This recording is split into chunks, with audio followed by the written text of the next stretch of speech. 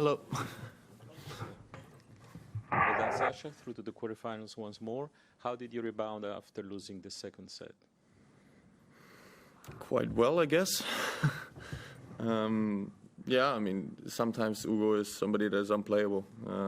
He returns my first serve in front of the baseline at times, playing faster than I serve. So, the second set was simply too good from him. And then, yeah, I rebounded quite well. I think I played good tennis then to finish off the third and fourth set. Alex, oh, sorry. No, you and then. Yeah, random stat, 26 straight wins against left-handers. Is there something about your game that matches up well against lefties? Yeah, I saw that. I don't think it's something that matches up well, just particularly against left-handed. I just think that it's based simply on the fact that I had an older brother who was left-handed, and I grew up with left-handers. So just practicing with the left-handed player, knowing all the slices, the topspins that they do, which are maybe uncomfortable for some players, are maybe more comfortable for me, just simply because I'm so used to it. I think that's maybe the main reason. Well done. Thank you. You haven't played Tommy in a while. Yeah. Yet. Have you hit with him or practiced with him at all in the last couple of years? I practiced with him once in Shanghai last year.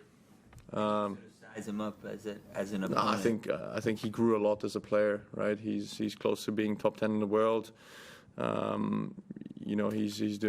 He had some great results at Grand Slams, at Masters events. I mean, he's a top player now. Very, very different to the last few times I played him.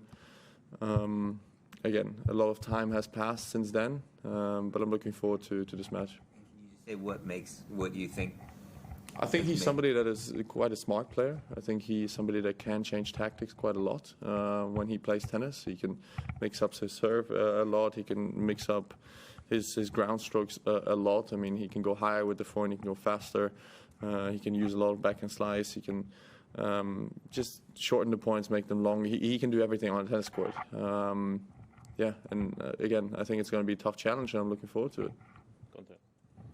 Congrats. You said a few times that Hugo Humbert could be a top 10 player. What do you think makes him a contender for that? I think if you watch the second set, I doubt that anybody wins that set against him. So if he somehow finds a way to play like that in a more stable way, for sure he's top 10. He has everything. He has the lefty serve, which is incredibly tough to return.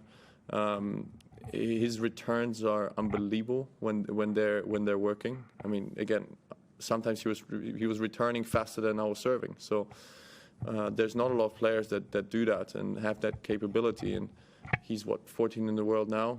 He's probably going to go up the rankings after this tournament. I don't know if that's true or not. I'm just guessing. So he's not he's not far from being top 10, right? He's only like 2 or 3 spots away from that. So I definitely think that he has the potential to be there. David. You mentioned it's a while since you played Tommy, and you've sized up the things he does well. But can you remember, given that he won those 2 matches, I know the last one was close. Can you remember what caused you issues? I remember Indian Wells was 7-6 in the third, I think. Very close match, and he played extremely well. I remember that. And he played extremely well in the close moments. So in the tiebreaker of the third set, I think it might have been even 7-love. I'm not sure, but it was something along those lines. So he played an incredible match. Then lost to him once in Acapulco, where I think I served, 15 double faults in a straight set loss. So I had my problems back then, I would say. But again, I think both of those times, one of those times was an incredible match, and one of those times was an extremely bad match for me. So the more realistic thing to look at is obviously Indian Wells, which I will do with my team. But again, I think it's been such a long time since then that both of us have grown, and he has grown tremendously, since then. And I have massive respect for him. He's somebody that I get along very, very well in the locker room and outside the court. So,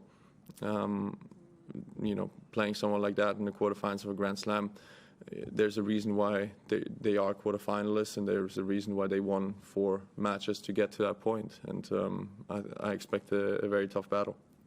Last one here. When you're playing as well as you're playing, is it hard for your mind not to wander, to think, geez, this could be my tournament?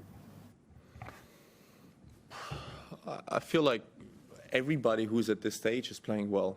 Like, right? I think everybody who is in the quarterfinal Grand Slam, semifinal Grand Slam deserves to be there. Like, there's no easy pathway to get there. Yes, sometimes the draw opens up a little bit more. Sometimes some players lose that are uncomfortable for you and stuff like that. But to be at the stage, you have to be playing great tennis. So in my mind, yeah, I know I'm playing quite well, and I feel that on the court. I feel like, you know, I can do quite a lot of damage when I feel like this.